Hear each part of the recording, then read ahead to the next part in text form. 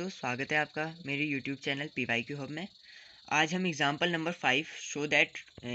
5 पढ़ेंगे। Show that the relation are in the set z, z का मतलब integer, of integers given by r is equals to a minus B, two divides a minus, यानी कि two जो होगा वो a minus B को divide करता है। और हमें इस पे इक्विवेलेंस रिलेशन को बताना है कि इक्विवेलेंस रिलेशन है या नहीं। तो पहले हम रिफ्लेक्सिव रिलेशन देखेंगे। रिफ्लेक्सिव रिलेशन कहता है, सपोज हमारा a जो है वो बिलोंग करता है z को, ठीक है। हमने रिफ्लेक्सिव रिलेशन में क्या पढ़ा था, अगर a comma B belongs to r, then a comma a will also belong to r।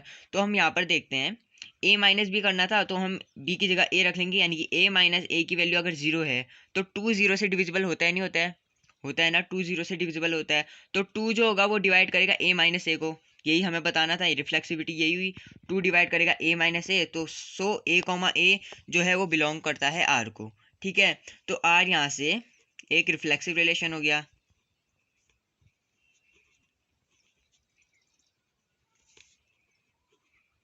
आज यहाँ से एक रिफ्लेक्सिव रिलेशन हो गया। अब हमें सिमेट्रिक रिलेशन की बात करें, सिमेट्रिक की बात करें तो सिमेट्रिक में क्या है? सिमेट्रिक में हमने पढ़ा था, अगर a कॉमा बी जो है बिलोंग करता है r को, then b comma a will also belong to r।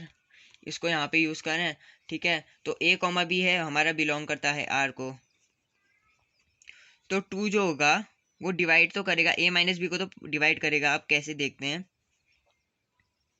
Suppose, ठीक है, a माइनस बी की वैल्यू टू लैम्डा ले लिया हमने, ठीक है। अब हम सिमेट्रिक रिलेशन देखेंगे। सिमेट्रिक रिलेशन में हमने पढ़ा था a कॉमा बी अगर बिलोंग करता है r को, देन b कॉमा ए भी बिलोंग करना चाहिए r को। तो suppose a comma B belong करता है r को, ठीक है। तो टू डिवाइड करेगा a माइनस बी को। अब कैसे करेगा? सपोज हमने a minus B equals to two lambda ली, लैम्डा की वैल्यू z है। इससे क्या हुआ, लैम्डा की वैल्यू अगर हम सपोज वन रखेंगे तो a माइनस बी की वैल्यू कितनी आ जाएगी, टू। तो टू डिवाइड करेगा ना ए माइनस बी को, ए माइनस बी यानी कि टू आ गई ए माइनस बी की, यानी कि टू डिवाइडेड बाई टू। यहाँ से देखें, two divided by two equals to one, divisible है। अगर ऐसे हम लैम्डा की वैल्यू अगर हम यहाँ पर से रखें टू, तो ए माइनस बी की वैल्यू फोर आ गई। अब ये बोल रहा है कि to divides A minus B, यानी कि यहाँ पे आ जाएगा four, four divided by to, ये भी डिविजिबल है। ऐसे ही हम लैम्डा की वैल्यू अगर रखते जाएँ इंटीजर्स में, तो हमेशा जब भी टू से मल्टीप्लाई होगा तो इवन ही आनी है वो। सपोज हम यहाँ पे रखेंगे सिक्स आ जाएगा, टू इंटू लैम्डा सिक्स आ गया, तो यहाँ से हम सिक्स बाई टू करेंगे तो ये थ्री, यानी कि टू से डिविजिबल है ए माइनस बी। अब ऐसे ही अगर हम बी माइनस ए का केस देखें, बी माइनस में हमने सपोज ले लिया टू इंटू माइनस लैम्डा, जहाँ पे माइनस लैम्डा था वो बिलोंग करता है जेड को, ठीक है।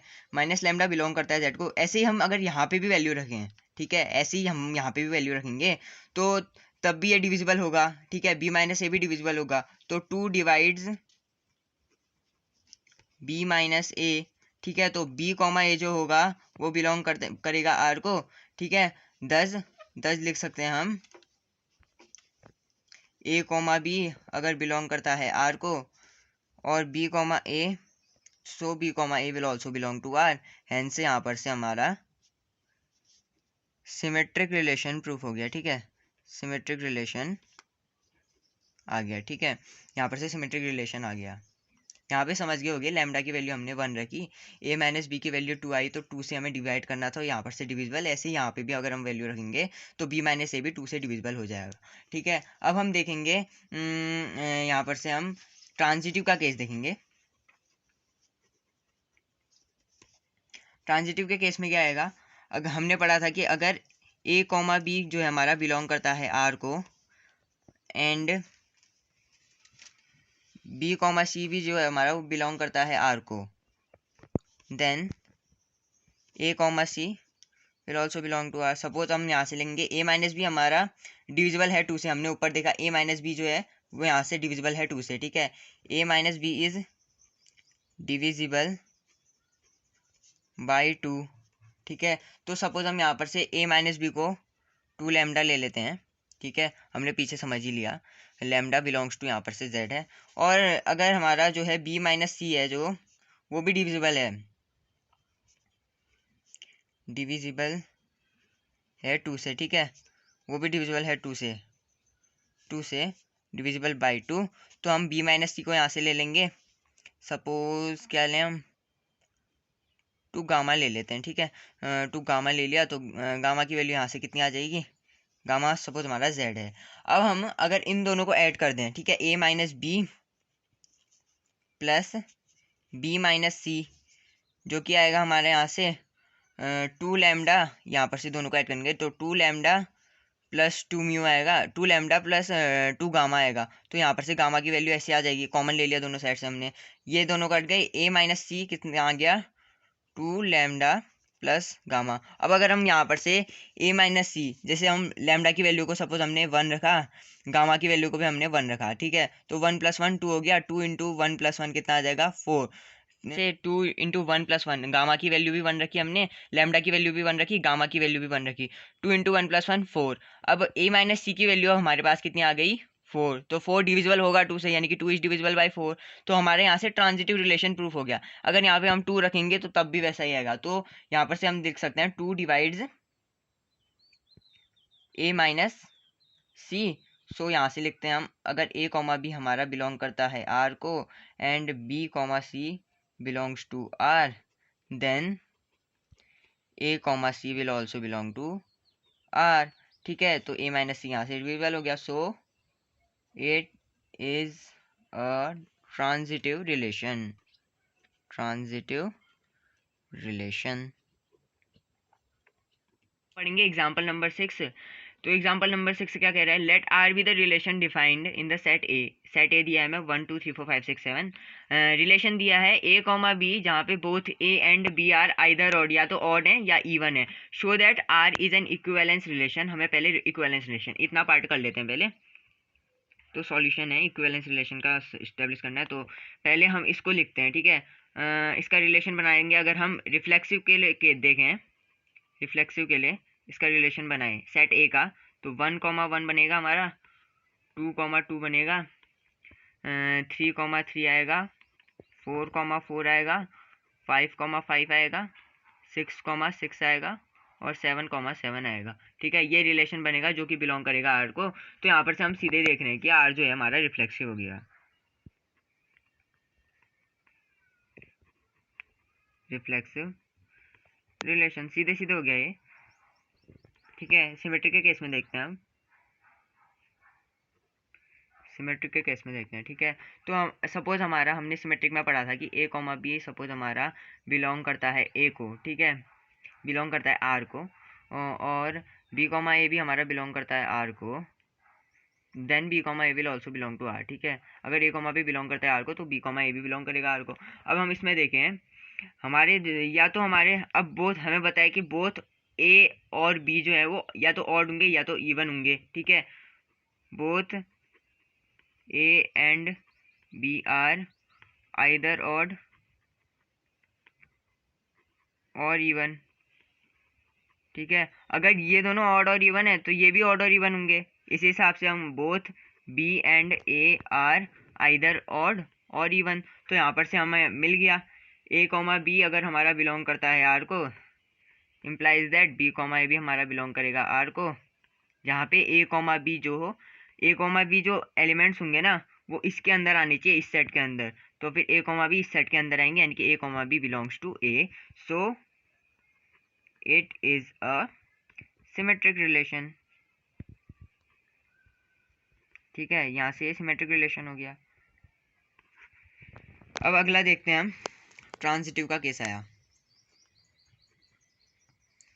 अब हमें पता चल गया है कि a कॉमा बी जो होगा हमारा वो बिलोंग करता है r को, ठीक है, जहाँ पे हमारे बोथ a और जो b हैं वो आइदर ऑड और इवन है। लिख लेता हूँ, both a and b are either odd और इवन। ऐसे ही अगर हमारा b कॉमा सी जो है बिलोंग करता है r को, यहाँ पे भी both b and c are either odd और इवन, ठीक है, यहाँ से भी दिख गया। तो अगर हमारे a और b दोनों ही इवन हो गए तो फिर क्या होगा, ये भी तो केस बनेगा। इफ a कॉमा बी अगर हमारे if a comma b both are even, ठीक है। इवन के केस में देखें तो b कॉमा सी जो होगा वो बिलोंग टू आर, यानी कि b कॉमा सी भी इवन हो जाएगा फिर इस केस में। So both b and c will also be even,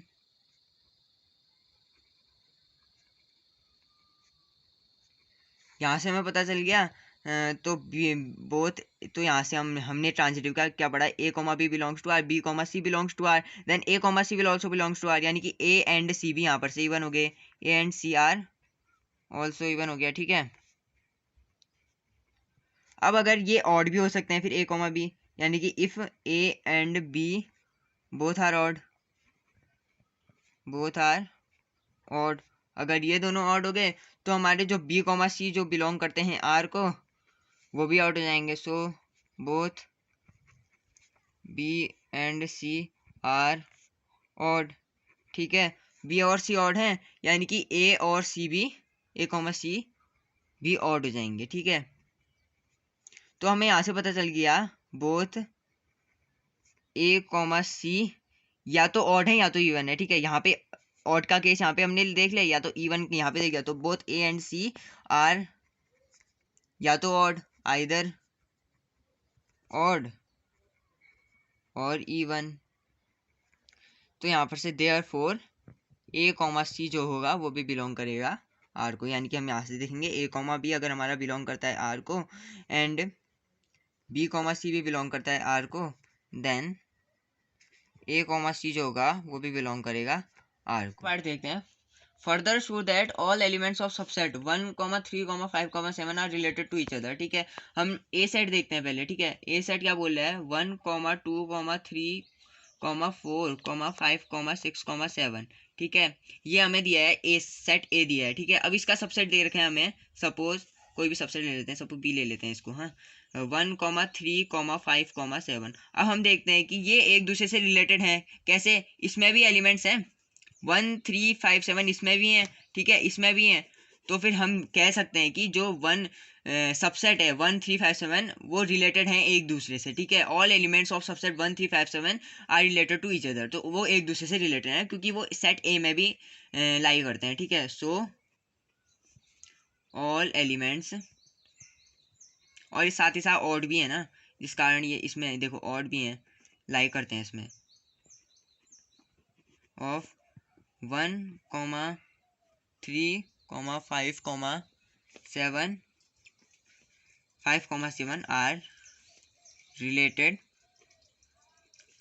to each other, ठीक है। अब ऐसे ही हम अगर दूसरे वाले केस में देखें, related to all element of 2, 4, 6 are related to each other, ठीक है।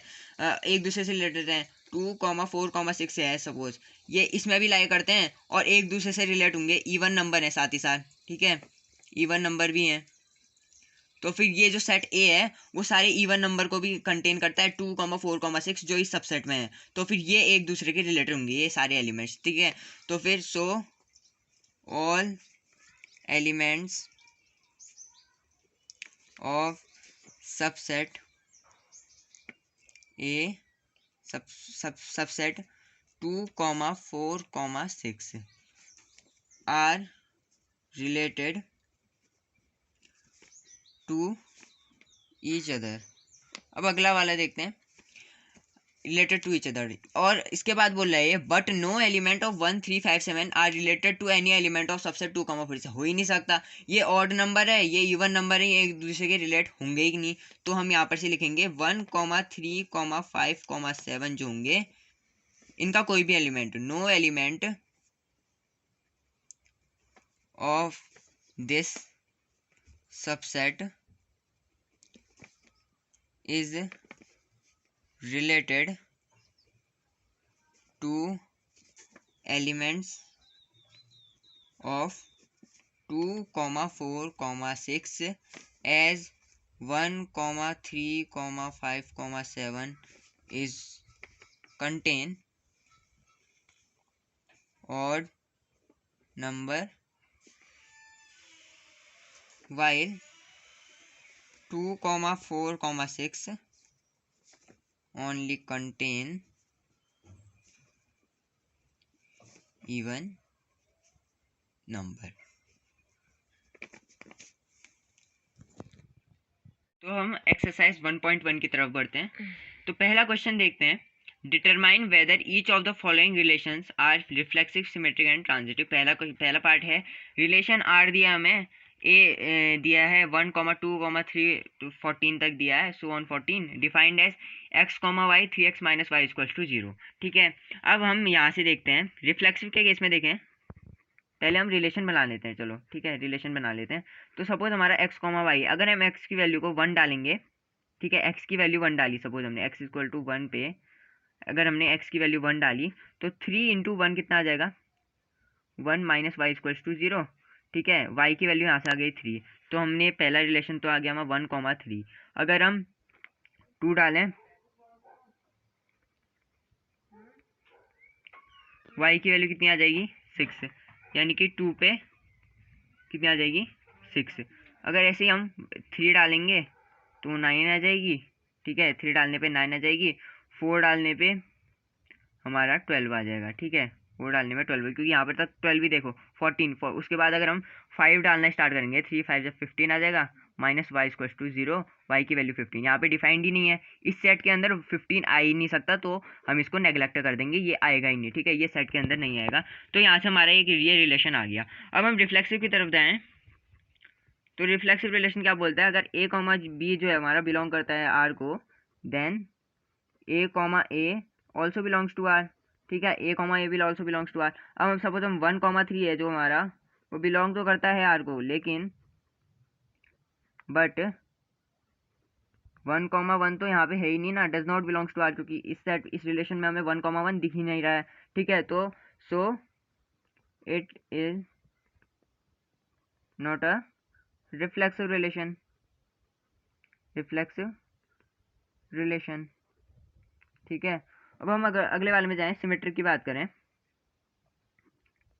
सिमेट्रिक में भी हम ए कॉमा बी सपोज हमारा बिलोंग करता है आर को। ठीक है, देन बी कॉमा ए जो होगा वो भी बिलोंग करेगा, ठीक है, बिलोंग करेगा आर को। तो अगर 1,3 बिलोंग करता है आर को, देन 3,1 तो हमारा बिलोंग ही नहीं करता आर को, इस रिलेशन में हमें दिख ही नहीं रहा। देखो 1,3 2,6 3,9 4 दिख ही नहीं रहा है। ठीक है, अगर सो it is not a symmetric relation, symmetric relation. अब आगे की तरफ जाएं, हम ट्रांजिटिव की तरफ बढ़ते हैं। ठीक है, ट्रांजिटिव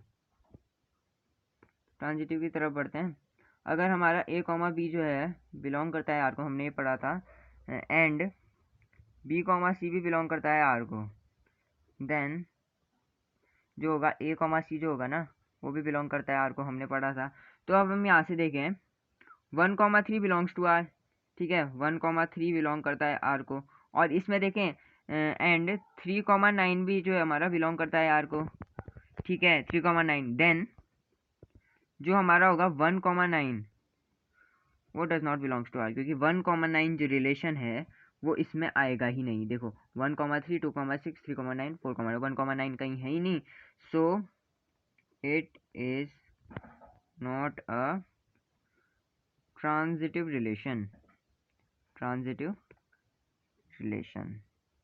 ठीक है, अब हम एक्सरसाइज 1.1 के क्वेश्चन नंबर 1 का पार्ट 2 देखते हैं।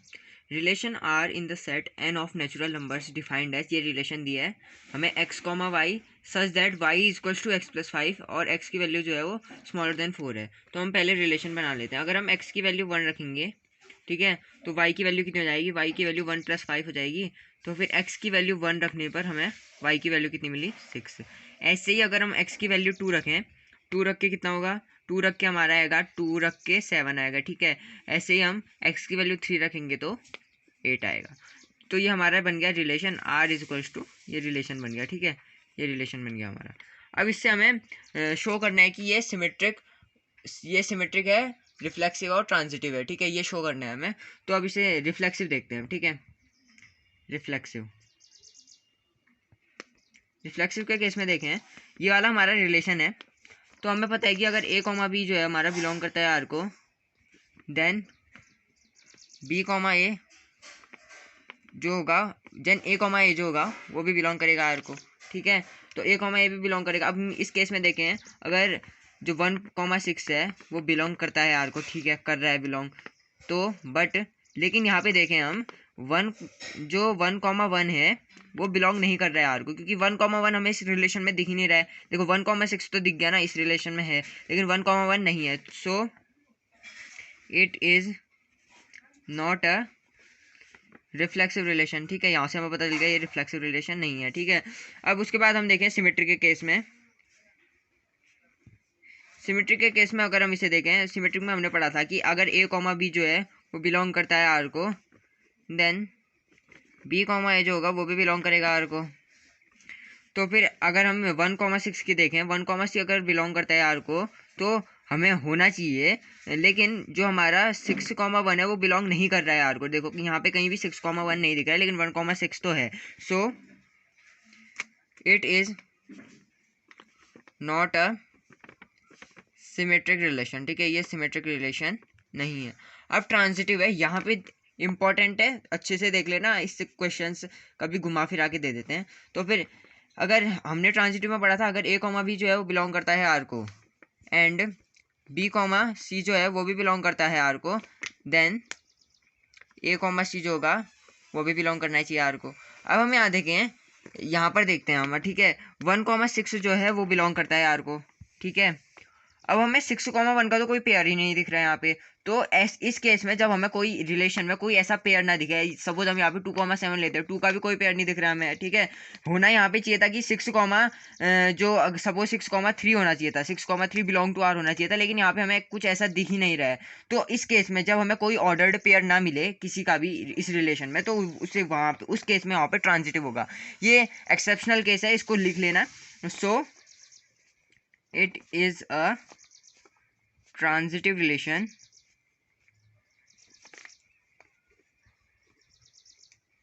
As no ordered pair. ठीक है, कोई भी ऑर्डर्ड पेयर यहाँ पे नहीं दिख रहा है आपको। हमें जैसे 1,6 से 6,3 होना चाहिए था, लेकिन यहाँ पे बी के बी तो है ही नहीं, यहाँ पे 6,3 कहीं है ही नहीं। सो यहाँ पे इसका कोई ऑर्डर्ड पेयर नहीं है, so no ordered pair, so it is a as transitive relation नहीं है, एज नो ऑर्डर्ड पेयर